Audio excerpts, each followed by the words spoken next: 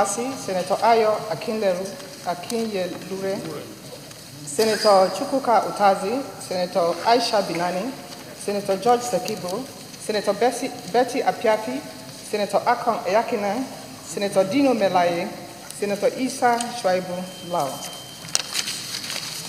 The Senate notes the alarming and growing scourge of rape of vulnerable groups, especially infants and women in our society.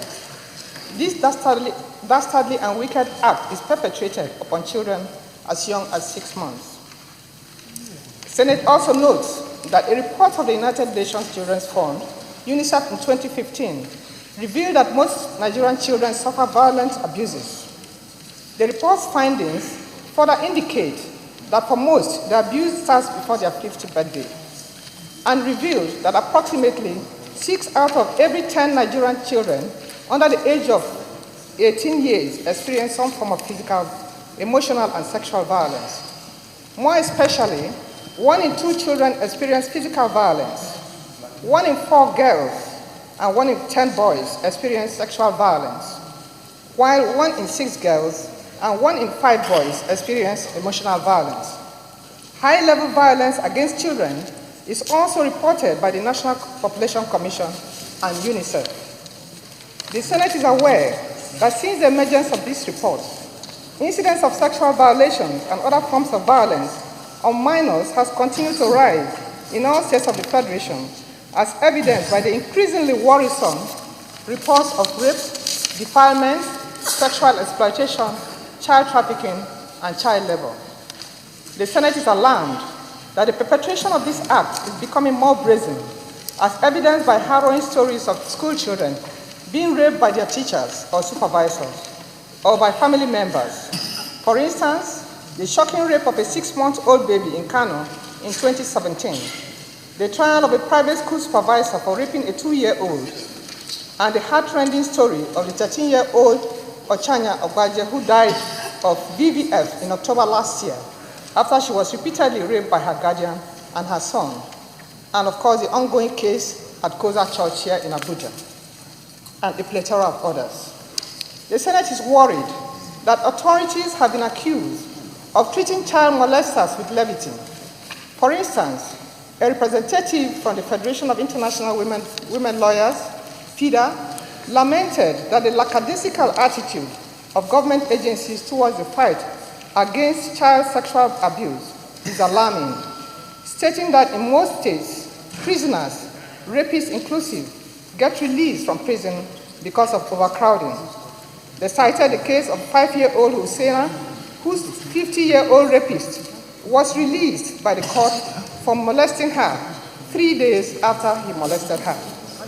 The Senate is further worried that reports have emerged as to the lack of training of security agencies in Nigeria on how to deal with victims of sexual abuse. For instance, the representative of FIDA also cited an example where an 11-year-old was asked carelessly at the police station if she did not enjoy it after all. The Senate regrets that despite the plethora of domestic legislations and international agreements aimed at protecting minors, such as the Criminal Code Act, the Penal Code Act, Trafficking in Persons Prohibition, Law Enforcement and Administration Act 2003, the Violence Against Persons Prohibition Act 2015, the various state criminal laws, and more importantly, the Child Rights Act. The menace of sexual abuse and other forms of violence on children continue to rise unabated. The Senate is disturbed that the Child Rights Act 2003 has been adopted by only 26 states as state laws, while the Violence Against Persons Prohibition Act 2015, which prohibits all forms of violence against persons and provides maximum protection and effective remedies for victims and punishment of offenders, has only been adopted by 3 states. The Senate is aware that state and non-state institutions have failed in their duty of care to protect children from sexual abuse and exploitation.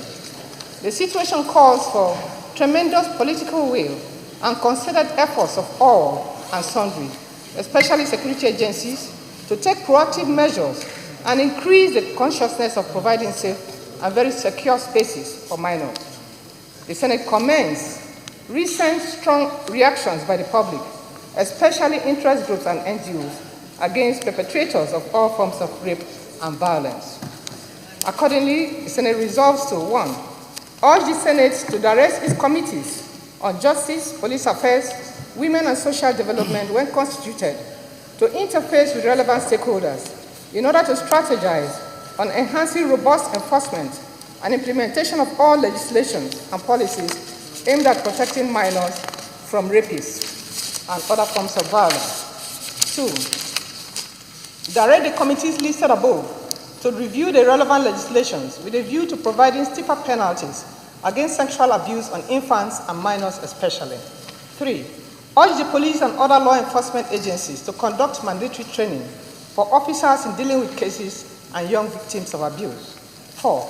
Urge the judiciary to establish a national sentencing framework for child sexual abuse cases and judicial officers to impose the heaviest penalties permitted by law on perpetrators of all forms of abuses against minors to serve as deterrent. 5. Urge state governments to domesticate and robustly implement the Child Rights Act and the Violence Against Persons Prohibition Act 2015 in order to curb the monstrosity of sexual abuse of babies and minors.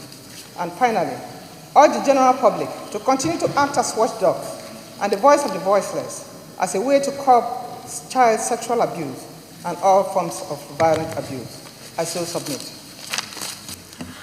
Senator. To be intercourse between persons, a woman and a man who agree to do it. But when it is done according to following, without agreement of the two parties, it becomes an abuse, and I am sure our criminal laws have made enough provisions against offenders. I'm also sure this Senate has spoken about this several times, and I've also come with laws. I'm also sure state governments are also domesticating about the law that was passed, even though some states have not done that. So again, is to use this medium to appeal to the various state governments who have not domesticated it in their own domain to do so. Mr. President, my problem is this. When an offense is not adequately punished, it will be repeated as though it is not an offense. For instance, if a man keeps on talking lies on an issue, after a long while, the lie becomes like truth to him, and he will keep on doing it. If a man commits sexual abuse on a 6-month-old baby, it's criminal. That person, I am sure, ought even to be killed, not to be sentenced. To take a 6-month or 1-year-old baby and abuse her sexually is criminal. But it's happening in this country, and perpetrators are not punished. Are there no laws? Don't we have our laws? Don't we have departments of government that are handling these laws, overseeing these laws? So there's a major problem. The problem is, sometimes maybe when issues are reported, people take it for granted. Parents, maybe poor people, they cannot push the matter to a higher level, and then the matters will die there. So, Mr. President, first my appeal is this. When an abuse of such nature takes place, those who are affected, if it's a minor, let the parent report the matter to the police. And if they can, write to the Senate. If the police cannot handle it effectively, appropriately, I am sure this Senate, through its committee of public petition ethics, will look at it, invite the people, and then direct the appropriate government agencies to look at them properly. But when it is not reported, for instance, a rape took place in 18, 19 years ago, and it is not reported, Now it is reported this year. How do you satisfy that the rape really actually took place? What are the parameters to check whether the rape took place, apart from your word against my word? And I want to also mention, from the trending news in the country, I learned that when a rape takes place, those who are raped should not even be washed. They should go to the clinic and get the appropriate samples and check. Because it is difficult to prove it. So we must make standards that when such abuses take place, first we are able to prove it, and then we encourage those who are in charge to give certain disciplines to give to them. I believe in the two predominant religions we have in this country. To abuse a child of 6 months, I believe in Islam, they will not even accept it. If ordinary committing fornication can cause the cut of an hand, that may, I don't know whether to call the neck or something else, but I know that it may be a very big offense. In the Christian law, it's the same thing. So, Mr. President, we should either review our laws and make it even a death penalty. And by the time we kill 1 or 2 persons, those who are raping will control that thing that is making them to rape. Thank you, Mr. President. Thank you very much. Dino Melaye, Kogi West. I want to appreciate my colleague, Senator Rose, for this very important motion. Mr. President, my colleagues, this issue is not only evil, it's satanic, it's nefarious, it's barbaric, and outrageously wicked. Mr. President, this is one of the satanic manifestations of humanity that have even spread. It is condemnable in the Christendom. It is condemnable in Islam, condemnable even the Voodoos, Judaism, and even Hinduism. Is an evil that if we do not propose stiffer punishments, people will continue to exhibit it and get away with it. Unfortunately, because of the corruption that is endemic in our system, many rape victims get away with it. You report a case of rape to the police, it is treated as if it's a minor offense. There was a case, an NGO I belonged to some years ago investigated, where a 6-year-old child, the daughter of a Megad, was raped by the principal. And when we got to the police station in Kaduna, what the DPO told us was, is it not just rape? So if an enforcement officer have that kind of mentality about rape, you know definitely there's every likelihood that that person may not be prosecuted or will not receive adequate punishment. I think the National Orientation Agency and other MDAs that are relevant, Ministry of Health, must take very seriously conscientization programs, sensitization programs that have to do with this evil act. Mr. President, lecturers carry out sex for marks. This is another very serious issue. I want to encourage the mover of this motion to extend, by making sure that the Child Rights Act, all the other relevant laws, proposal for amendment should be made immediately. And I'm sure this Senate, because most of us here are fathers and mothers, will support such an amendment that will propose a stiffer punishment for this barbaric act. Finally, Mr. President, this bestiality is not only from man to woman. We have records.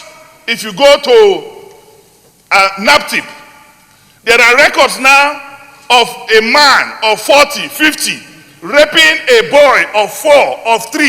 It's not only male to female. There is now man to man. There's even woman to woman. It has been reported in some universities and some federal colleges of education and boarding schools. So I think the Senate, as the watchdog of the society, must take this issue very seriously and find a lasting ameliorative and palliative measure that will cure it. I so submit. Tinubu, representing Lagos Central Senatorial District. I rise to wholeheartedly support this motion raised by a very courageous woman. I said courageous in the sense that the subject of this motion is something very controversial and at the same time very scary for people to stand up and be counted for it. I thank you, Senator Rozoko, for being so courageous this morning. I for one, as a mother, and look around all of us here, if it had been a child of us that has been so violated, we know what we would have done. But we all as parents, I don't think any of us have ever experienced this subject matter. And when we look at the society at large, we have not done anything. It is something secretly I've so much worried about. What is the way out? Because when we talk about children, Senator Sekibo, I want to also thank you for your position. When we talk about children, these are the most vulnerable group. Do they even understand what they mean by sex? They said even if someone is even taken to a law court, they said victim, okay, be put into a stand to defend yourself. Do they really understand what actually happened? I don't think so. So whoever must have been engaged in acts like this, like Senator Sekibo said, is very, very criminal. And I think it warrants a death sentence at this point in time. It is, what have you really done to this child? Apart from physical damage, I don't know even if someone is raping a 6-year-old, what that would have done to the child's body. When we look at advanced countries, we see how children are being oriented. They're given their orientation from very, very tender age. I remember raising my children in the US. I was open to the fact that I have to teach them how to protect themselves because that is what the society required. They are being taught at very tender ages to say, don't allow anybody to touch you here. If they do, you tell mommy. That is how simple you have to break it down. You will even go to the extent of saying, if your father, if your brother, that is how it is with them over there. I remember teaching my girls that I have 2 wonderful girls. And I remember going through this routine with them because it's very, very sensitive. Most of these acts are done with people living with these children that are closest to them. They are not a stranger breaking into a home to do this. These are relatives, uncles, cousins, and at times brothers. And without even having a knowledge of what is happening. And we know we can go on and on and on how criminal it is. I think this is the high time we stepped in as a Senate to do the right thing to protect everyone in this country. And I want to thank you once again for allowing me to share. There's so much I can share and start talking emotionally. But I know the prayers are answered. But parents too should be given the orientation how to raise their children. Because most people out of poverty will say, I want to go raise money to feed my children. What is the essence of the money you are trying to raise to feed damaged children who would not be useful to you in the future? So I thank you once again for giving me the opportunity. I represent the people of Kwara Central Senatorial District. Mr. President, I thank the mover of this motion and my colleagues that have spoken earlier. Colleagues have spoken on various dimensions of the issues. However, I want to come in under 2 or 3 other dimensions that we need to look at. One is that there was a report of recent about the situation of children in the Northeast who are faced with the insurgencies that are going on there. Part of the challenges there is raping of children by bandits or by those that are insurgents. But the issue, just as raised by some colleagues, is that when even people that are within IDPs are raped and they are reported to security agencies, as it was stated, it's not taken seriously because of culture, maybe because of the culture of people feeling that what happened to such a girl when the girl grew up. But the second aspect is the psychological sufferings that the victims suffers. And I think our system is not robust enough to be able to take care of this, of the psychosocial need of victims of rape. It's not only children, it may be even what we call the teens or adults. And I think in our intervention, we may have to look at what do we have in the system now, either in the law or within the various government agencies that are taking care of such situation. Because it's one thing to be able to take care of the accused or the people that perpetrate this, but the victims also have their life. And without them being careful, just like the last speaker said, when they become adults, they suffer from that. Mr. President, the other dimension is that we may have to also look at the mental situation in the country. I know later today we may be considering a motion on suicide.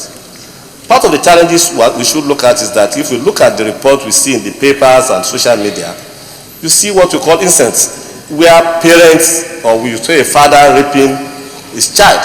I read a newspaper yesterday, I think in Lagos, they arrested about 4 people, and 2 of them were fathers raping their teen children. Such people, normally, you don't expect a father to be able to do that, or you expect even an uncle. I think we have silent issues of depressions and social challenges within the country. And these are hidden issues because they are not manifesting. So the other dimension I'm talking about is that we may have to look into our mental loss. And part of the interventions I urge the Senate to look at is for the appropriate committee to look at the mental loss in these countries and mental services that are within the system that will be able to take care of this. Mr. President, finally, I also wish to support the views of my former colleagues that have spoken that the current laws needs to be reviewed so that the punishment is made more deterrent for people that engage in such. Because when a child, particularly as it was presented by the mover of the motion, as young as 1 year or less than 1 year are raped, it's like killing the child, it's like killing the girl. I think the law must be more severe, that is, the punishment must be more severe to prevent people from conducting this. I support the motion and I hope our interventions will be able to solve the problem. Let me also thank all those who have made contributions, very, very valuable contributions. Mr. President, the challenges articulated in that motion, in this motion, very, very apt. We live with these challenges every day. The problems we have, Mr. President, is not so much that we don't have enough laws in our books. Indeed, we have so much. Most of those laws have been well articulated by the speakers in this motion. I think the problem we have is that of enforcement and implementation, not creating new laws, not even strengthening or increasing penalties. It's become very, very clear that even with the penalties we have on statute books today, we're talking about statutory rape to begin with. The punishment for statutory rape is very, very harsh. It's very, very stringent. I don't think ordinarily that ought to deter anybody who commits crimes of this nature, but they've not been deterred.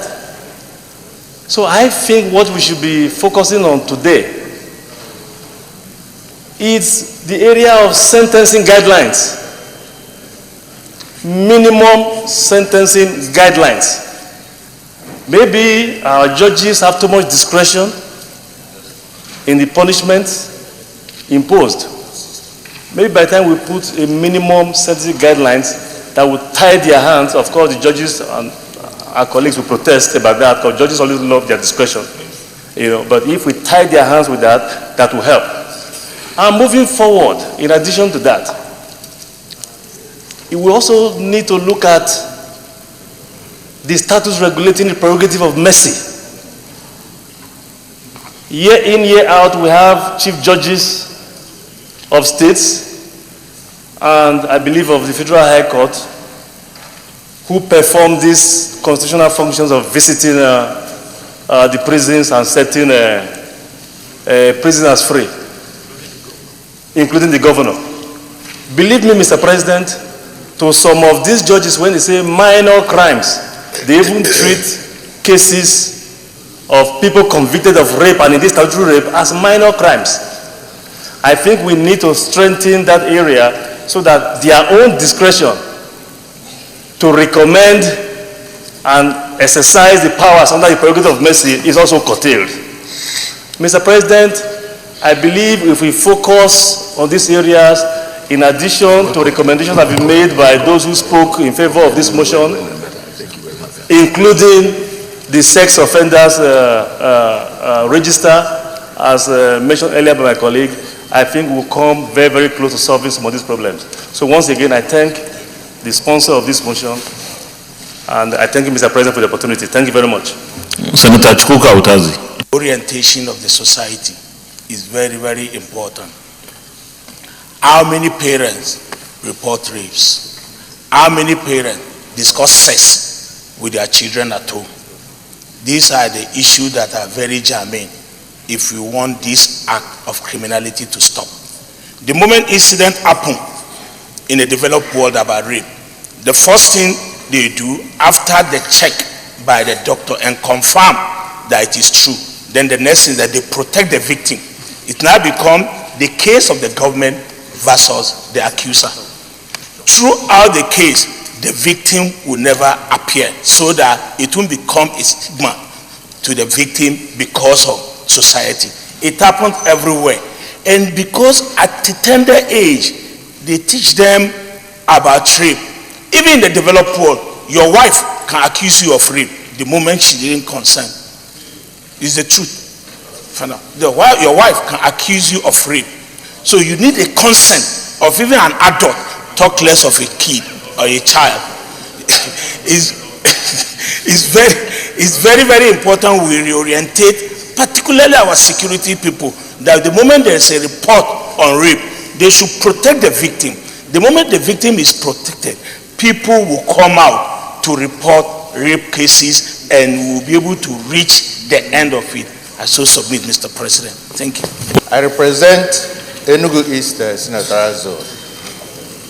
I'll start by commending Senator Rose Oko for such a wonderful motion, and also all my colleagues that have contributed.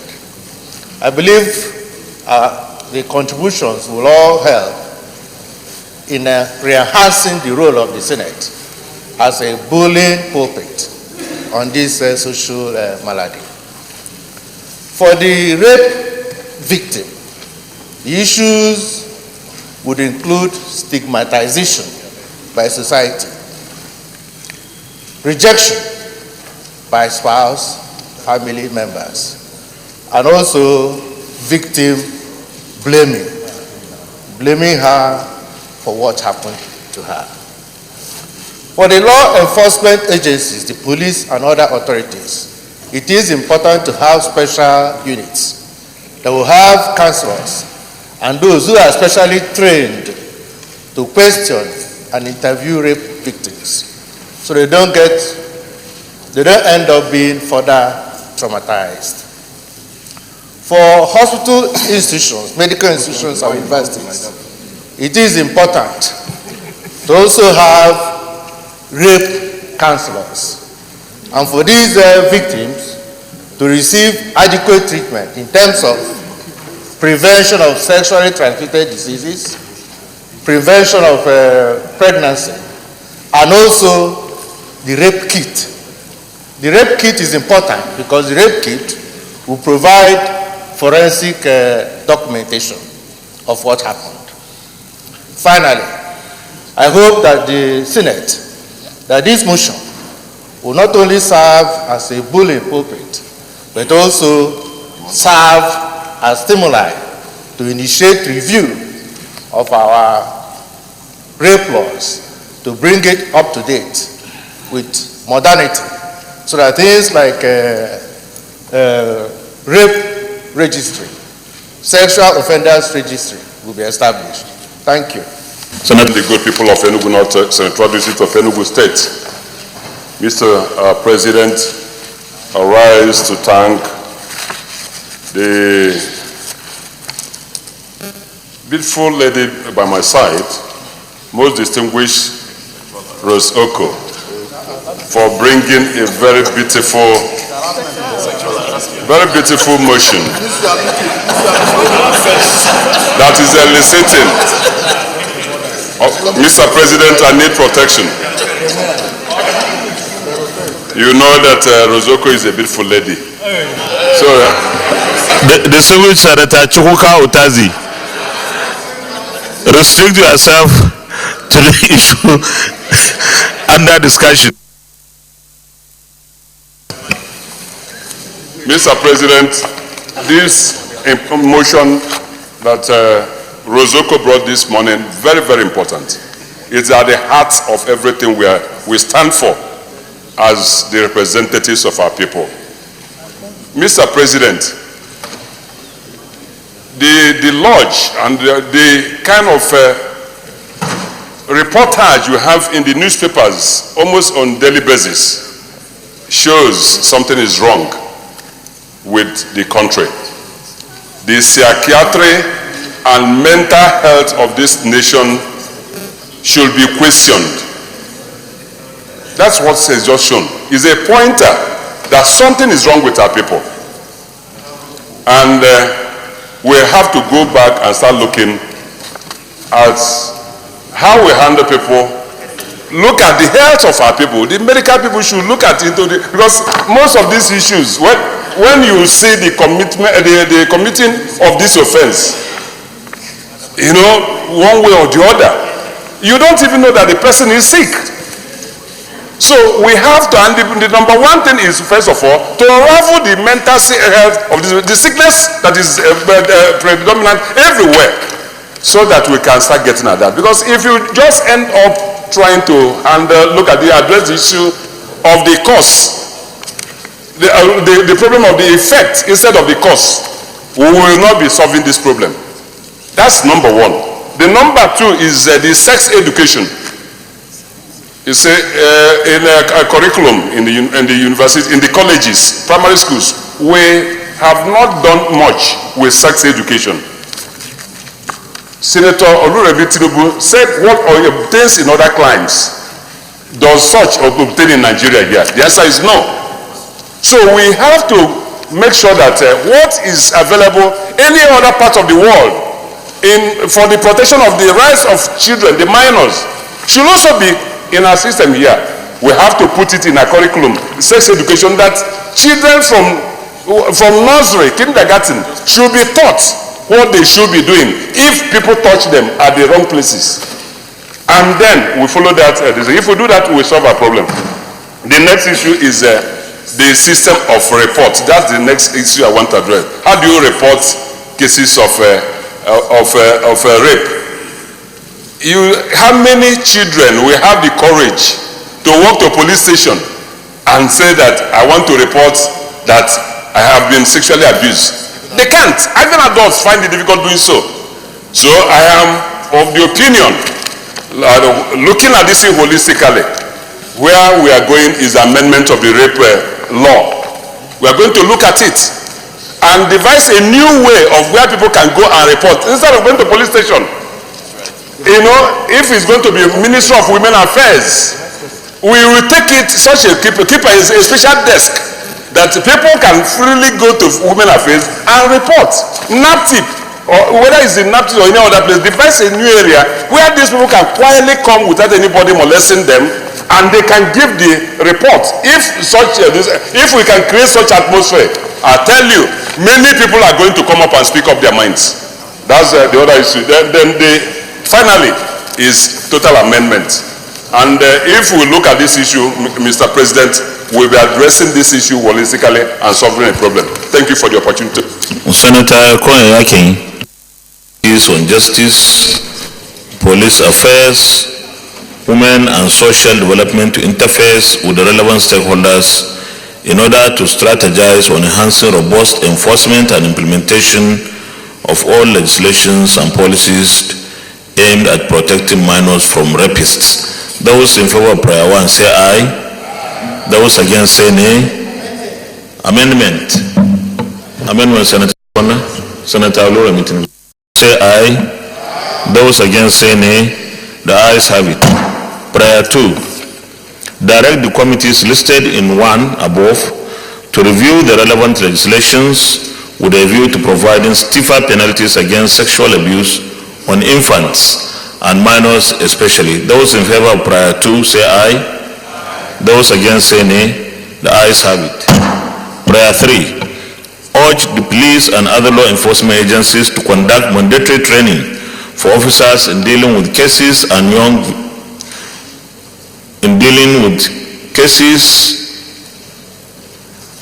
victims of abuse. Those in favor of prayer 3 say aye. Those against say nay. The ayes have it. Prayer 4. Urge the judiciary to establish a national sentencing framework for child sexual abuse cases and judicial officers to impose the heaviest penalties permitted by law on perpetrators of all forms of abuses against minors to serve as deterrent. Those in favor of prayer 4 say aye. Those against say nay. The ayes have it. Prayer 5. Urge state governments to domesticate and robustly implement the Child's Rights Act and the Violence Against Persons Prohibition Act 2015 in order to curb the monstrosity of sexual abuse of babies and minors. Those in favor of this prayer say aye. Those against say nay. The ayes have it. And prayer 6. Urge the general public to continue to act as watchdogs and voice of the voiceless as a way to curb child sexual abuse and all forms of violent abuse. Those in favor of prayer 6 say aye. Those against say nay. The ayes have it. Additional prayer. Distinguished colleagues, let me thank everyone who contributed in the debate, and this is a very sensitive part of our life. People have taken advantage of the minors, and in fact, even the older ones. And I think we need a lot of sensitization and protection. Sensitization for those people who may be victims and their relations, and of course for the society to also live with this fact that this is a criminality that we must never tolerate.